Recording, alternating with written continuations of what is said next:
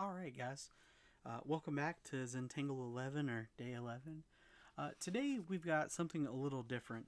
Similar to back when we did our white drawings on black paper, we have kind of an open set of patterns we're able to use. But today's more of two techniques, and those techniques being auras and rounding. These are things we've kind of already done and kind of like already been talking about in some of our designs, but just to kind of like give a name to them, that's what's happening today. So an aura is simply an area that is left alone around a shape or one of our patterns. And rounding is where we fill in or shade in dark, kind of like to show shadow or to show that there's more going on behind the surface. And again, in some cases we've used some of this before. I've definitely was doing a little bit of this without even knowing that this was the name for a pattern. I left a little line here, as you see. It's definitely something I've been calling out. It's something we'll continue to use in the future. But yeah, so let's get into that today. So as we begin today, just like we always do, we're going to either turn to a blank page or work on a page that we've already been working on. If you give me just a tick, I'll be there as well. All right. And we're going to start by placing 4 dots on our paper. All right. And this is going to be the size of our card. All right. It doesn't have to be perfect right now because we can always erase and fix our mistakes later if we even have any mistakes. And we're going to imagine that we're laying a string down. All right. Just a string is kind of falling down, and that's going to build the perimeter.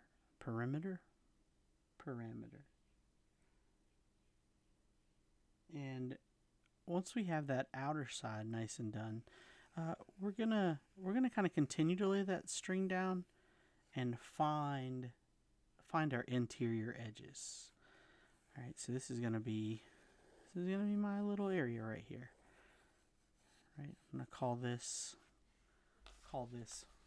my little design spot. All right, so when we talk about aura and rounding, we'll go with auras first. You definitely need to find a spot where you can work on one side of a line. This is going to allow us to have an aura around something. And then that kind of leaves open some space to do some rounding. But really, the pattern you choose today is up to you. I'm definitely going to show you flux, and I believe that one's called the Hollenbach, but I could be wrong there.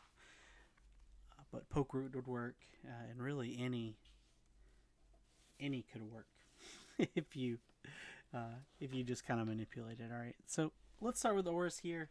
I've got some of this flux, and we did tangulations, so I can almost imagine if I wanted to that I've got an area here that maybe has another. I'm going to put another regular pattern in it that doesn't have aura rounding, but kind of on the outside edge here, I definitely want to add some of these petals. And maybe I want, I can do it on both sides. I think that would look nice too. So yeah, I'm just going to kind of follow this line and add my petals in.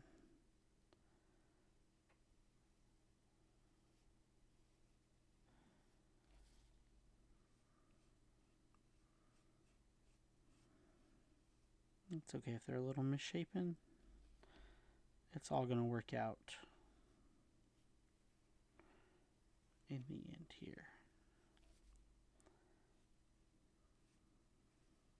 What have you been up to today? How's your day going? Excited to do some Zentangles?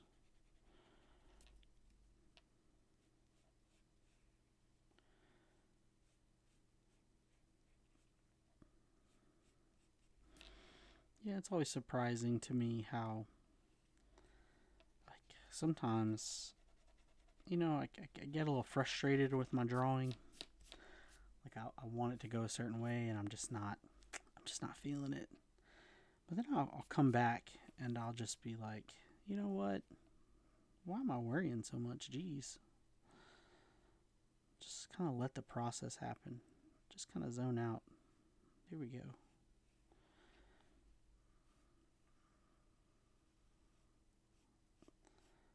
Let the art make you.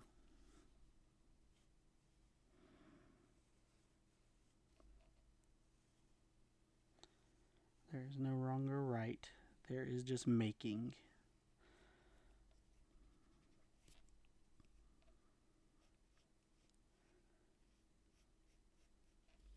Had a student tell me during a critique that the creator can stretch his mind or their mind too far sometimes. And I don't disagree. I think a lot of times the responsibility of being an artist, it's a lot.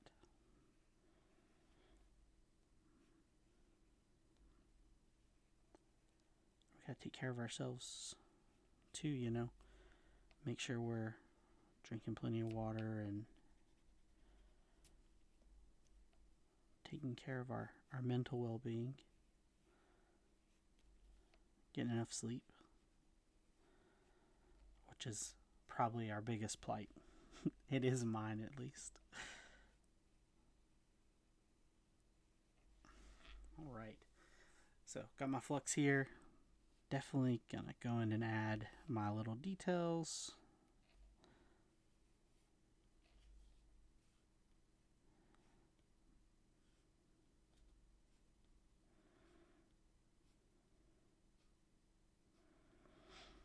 Alright, and I can do auras on one side, both sides. It's really up to me. So I've got the edge of my card here. I'm gonna zoom in just a little bit. Alright. Oh yeah, I forgot my little dots. How could I?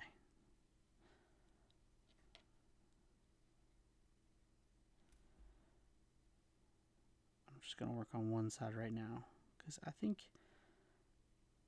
you kind of get the picture here. Alright. So I'm going to readjust the edge of my card here. So this would be that outside line. I'm going to let it pull up. Get close.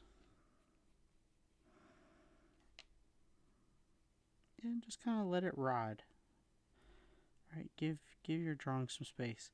Now what's really cool about this when these are done is you end up with like a nice, you end up with a nice aura. You end up with a nice contrast. Like your piece, your object, it gets very highlighted by this aura.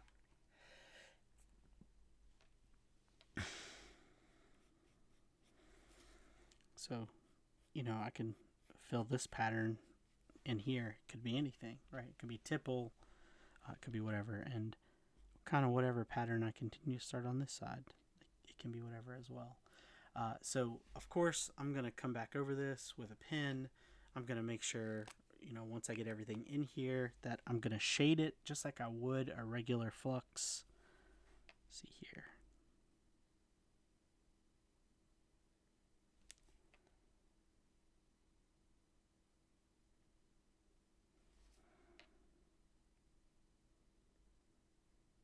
It's like little hearts.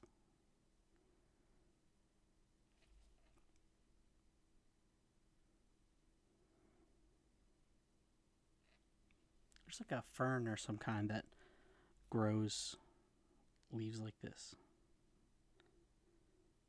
Maybe someone knows what it's called. I'm terrible at remembering names, even if it's names of plants.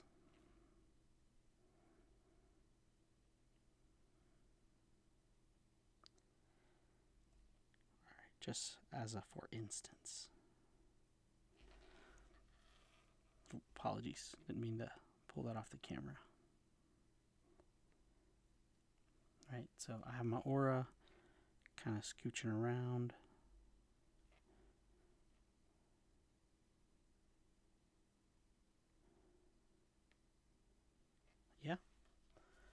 So this is going to allow us, like I said, to accentuate what's going on here. Add some details. Doop. Doop.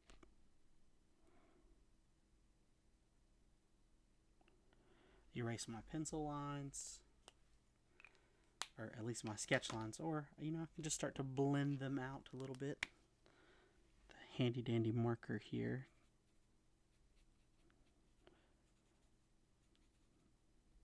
Because sometimes shading with graphite doesn't really show up well on the camera.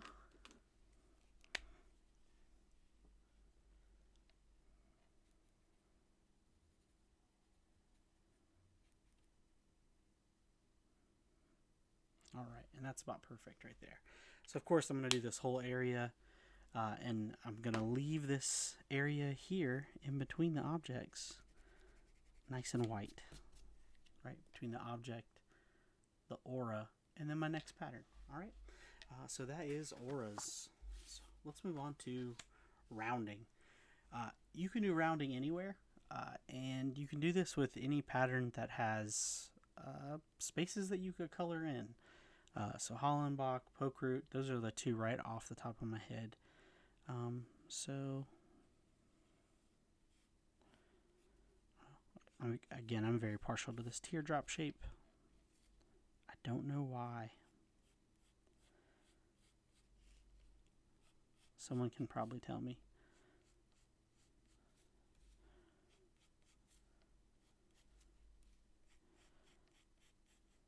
All right. It's more like a ocarina. Okay. So be it Hollenbach, be it poke root, like I said, we're gonna work on our pattern first and foremost. We're going to take this thing, make it right. I'll probably get a ruler out as I ink these lines, but this will be okay for right now.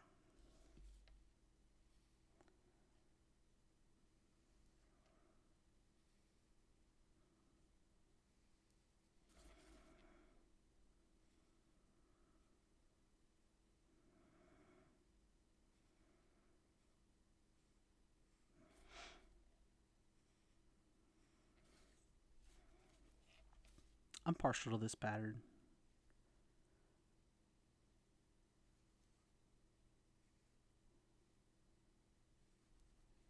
I don't know what it is, like mentally it unlocks, but I don't know. It's almost like the stairs at Hogwarts, how they change. There's just like levels and levels and levels and levels of stairs. And I think that's cool. It's like labyrinth a little bit too. There's some niche references. Okay, that's good enough, I think.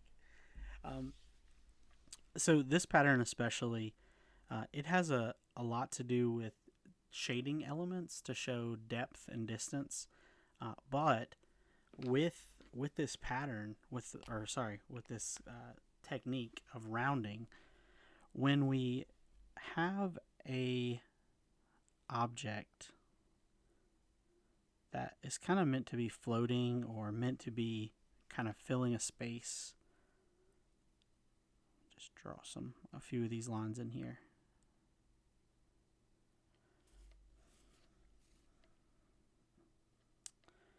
Ooh.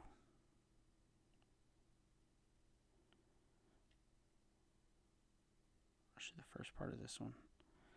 All right. If we color this in dark, it's almost like this goes on forever. There's no light past this point. And I kind of like that. I know when we talked about tangulations, we use this pattern and we put something else in the background. And this would kind of be... And when I taught this pattern originally, I believe we even colored this in black. But that's rounding. Just like I said, it's just kind of coloring it in, filling it in.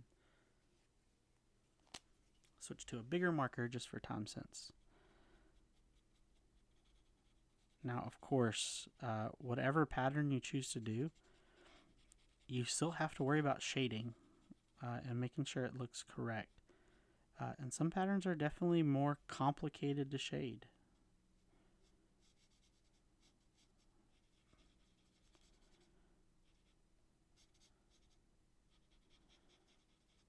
All right, yep. There we go. That's all rounded in.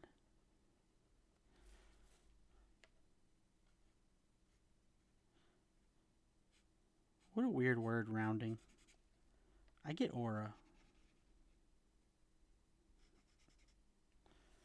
But it works. It works, it works, it works. So there we are, friends. Of course, any spaces you have in your journal, fill them with patterns. And for this week, try to create auras or use rounding in those patterns. Can't wait to see what you guys come up with, and I'll catch you next time. Be good.